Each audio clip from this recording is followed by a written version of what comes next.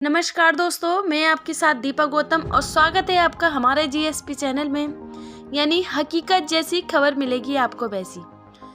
आज हम बात करने जा रहे हैं जिन्हें आप और हम मिसाइल मैन के नाम से जानते हैं। जी हाँ, पूर्व राष्ट्रपति डॉक्टर एपीजे अब्दुल कलाम जी की। डॉक्टर अब्दुल कलाम जी का जन्म 15 अक्टूबर 1931 को धनुषकोडी गांव में एक मध्य वर्ग मुस्लिम अंसार परिवार में इनका जन्म हुआ। इनके पिता जैनुलाब्दीन ना तो ज़्यादा पढ़े लिखे थे और ना ही पैसे वाले थे। इनके पिता मछुआरे को नाव किराए पर दिया करते थे। अब्दुल कलाम संयुक्त परिवार में रहते थे।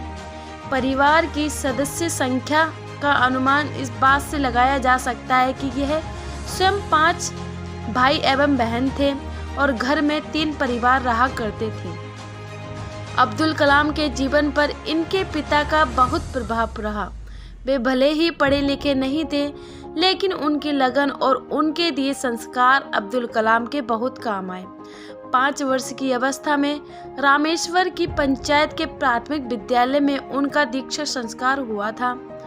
उनके शिक्षा यादुराई सोलोमन ने उनसे कहा था कि जीवन में सफलता तथा अनुकूल परिणाम प्राप्त करने के लिए तीव्र इच्छा, आस्था, अपेक्षा, इन 3 शक्तियों को भली भांति समझ लेना और उन पर प्रभुत्व स्थापित करना चाहिए। 5वीं कक्षा में पढ़ते समय उनके अध्यापक उन्हें पक्षी के उड़ने के तरीके की जानकारी दे रहे थे, लेकिन जब छात्रों को समझ नहीं आया तो अध्यापक उनको समुद्र तट के ले गए। उड़ते हुए पक्षियों को दिखाकर अच्छे से समझाया। इन्हीं पक्षियों को देखकर कलाम ने तय कर लिया कि उनको भविष्य में विमान विज्ञान में ही जाना है। कलाम के गणित के अध्यापक सुबह ट्यूशन लेते थे, इसलिए वह सुबह 4 बजे गणित की ट्यूशन पढ़ने जाते थे। अब्दुल कलाम ने अपनी आरंभिक शिक्षा जारी रखने के लिए अखबार वितरित करने का कार्य भी किया था। कलाम ने 1950 में मद्रास इंस्टीट्यूट ऑफ टेक्नोलॉजी से अंतरिक्ष विज्ञान में स्नातक की उपाधि प्राप्त की है। स्नातक होने के बाद उन्होंने हावरक्राफ्ट परियोजना पर काम करने के लिए भारतीय रक्षा अनुसंधान एवं विकास संस्थान में प्रवेश किया। 1962 में वे भारतीय अंतरिक्ष अनुसंधान संगठन में आए, जहां उन्होंने सफलतापूर्वक कई उपग्रह प्रक्षेपण परियोजनाओं में अपनी भूमिका निभाई। परियोजना निर्देशक के रूप में भारत के पहले स्वदेशी उपग्रह प्रक्षेपण यान SLV-3 के निर्माण में महत्वपूर्ण भूमिका निभाई, जिससे जुलाई 1982 में रोहिणी उपग्रह सफलतापूर्वक अंतरिक्ष में प्रक्षेपित किया गया था। 1972 में वह भारतीय अंतरिक्ष अनुसंधान संगठन से जुड़े। अब्दुल कलाम को परियोजना महानिदेशक के रूप में भारत का पहला स्वदेशी उपग्रह यानी कि प्रक्षेपास्त्र बनाने का श्रेय हासिल हुआ।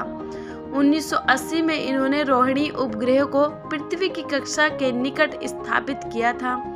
इस प्रकार भारत की अंतर्राष्ट्रीय अंतरिक्ष क्लब का सदस्य बन गए। इसरो लॉन्च व्हीकल प्रोग्राम को परवान चढ़ाने का श्रेय भी इन्हें प्रदान किया जाता है। कलाम ने स्वदेशी लक्ष्य भेदी नियंत्रित प्रक्षेपास्त्र को डिजाइन किया। इन्होंने अग्नि एवं पृथ्वी जैसे प्रक्षेपास्त्रों को स्वदेशी तकनीक से बनाया था। कलाम जुलाई 1992 से दिसंबर 1999 तक रक्षा मंत्री के विज्ञान सलाहकार तथा सुरक्षा शोध और विकास विभाग के सचिव थे। उन्होंने रणनीति प्रक्षेपास्त्र प्रणाली का उपयोग आग्नेयास्त्रों के रूप में किया।